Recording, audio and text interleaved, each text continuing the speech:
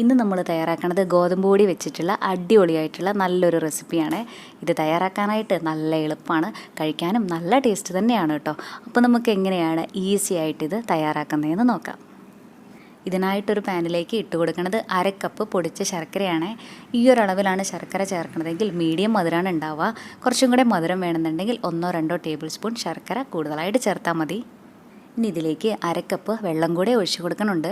നമ്മൾ എത്രയാണോ ശർക്കര എടുത്തത് അതേ അളവിൽ തന്നെ വെള്ളം കൂടെ ഒഴിക്കാനായിട്ട് ശ്രദ്ധിക്കണേ. ഇനി ഇത് നമുക്കൊന്ന് പാനിയാക്കിയിട്ടെടുക്കാം.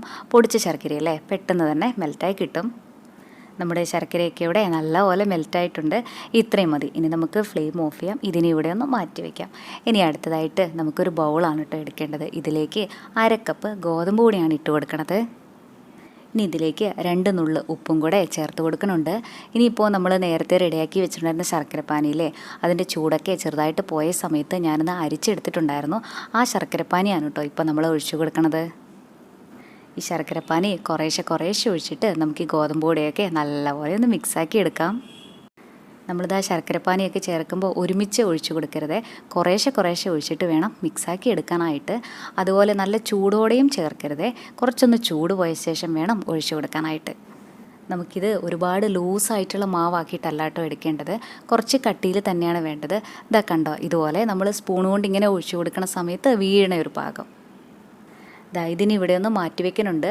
അടുത്തതായിട്ട് നമുക്ക് വേറൊരു പാത്രം എടുക്കാം. ഇതിലേക്ക് 1/2 കപ്പ് വെള്ളമാണ് കേട്ടോ ഒഴിച്ചു കൊടുക്കുന്നത്. ഇനി ഈ വെള്ളമൊക്കെ നല്ലപോലെ ഒന്ന് ചൂടായി വരട്ടെ. ഈ സമയം നമുക്ക് എടുക്കേണ്ടത് നമ്മുടെയൊക്കെ വീട്ടിൽ എപ്പോഴും ഉണ്ടാവണ ഇതുപോലത്തെ ഒരു തവിയാണ്. ഇനി ഇതിൻ്റെ മുകളിലായിട്ട് നമ്മളിപ്പോൾ റെഡിയാക്കി വെച്ചിട്ടുണ്ടായിരുന്ന ഗോതമ്പ് മാവില്ലേ, അതാണ് കേട്ടോ ഒഴിച്ചു കൊടുക്കണത്.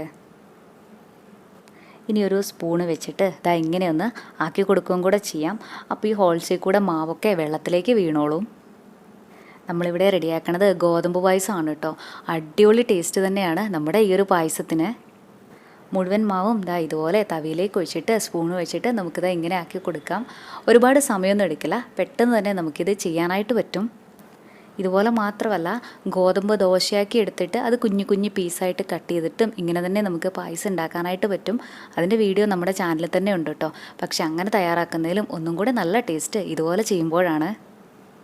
ഇപ്പോൾ കുറച്ച് പേർക്കൊക്കെ ഒരു കുഞ്ഞി സംശയം ഉണ്ടാവും, നമ്മുടെ പായസത്തിന് ഗോതമ്പ് പൊടിയുടെയൊക്കെ ടേസ്റ്റ് ഉണ്ടാവുമെന്ന്.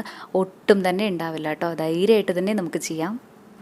ഈ പായസം ഗോതമ്പ് പൊടി കൊണ്ടുണ്ടാക്കിയതാണെന്ന് പറയേയില്ല.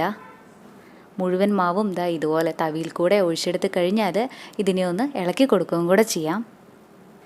ഇനി ഇത് 2-3 മിനിറ്റ് നേരം നല്ലപോലെ ഒന്ന് തിളച്ച് വരട്ടെ.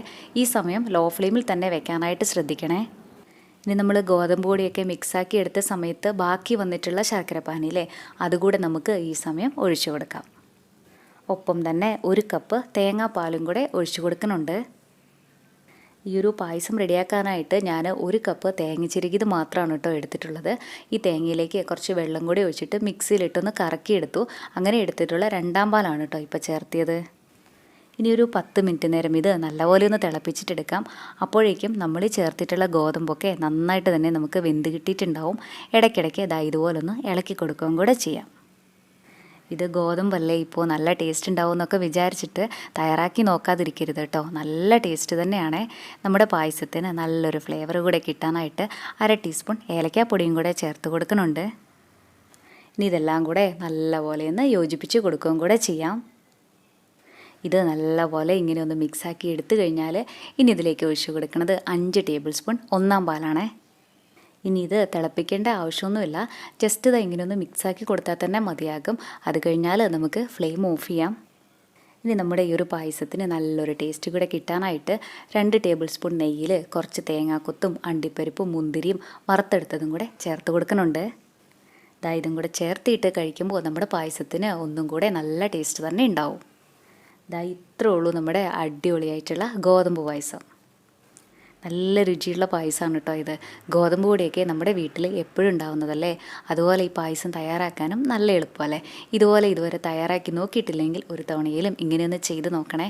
എന്നിട്ട് അഭിപ്രായം പറയാനും മറക്കല്ലേ കേട്ടോ. താങ്ക്